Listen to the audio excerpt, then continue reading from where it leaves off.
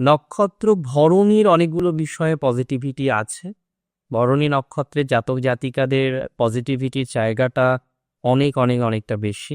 ভরণীর বন্ধু ভাগ্যে ইমপ্রুভমেন্টের জায়গাটা আমরা নিঃসন্দেহে দেখতে পারবো। অনেকটা প্রোগ্রেস বা প্রগতির জায়গাটা আমরা ভরণী বন্ধু ভাগ্যের ক্ষেত্রে এক্সপেক্ট করতে পারি। ভরণীর ইমপ্রুভমেন্ট হবে সন্তান ভাগ্যে। ধরনের নতুন কিছু পারচেস করার সম্ভাবনাও তৈরি হচ্ছে। তো যারা ভাবছেন কিছু ক্রয় করবেন, গো ফর দ্যাট, একদম নিশ্চিতভাবে কিনতে পারেন।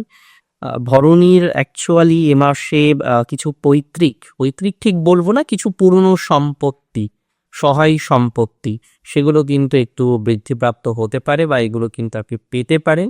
এমনিতে ভরণী নক্ষত্রের জাতক জাতিকাদের এর আগে একটা বড়সড় স্ট্রেস আমরা দেখলাম, খুব স্ট্রেস দেখলাম, সেটা হলো হঠাৎ সাডেন কিছু স্ট্রেস।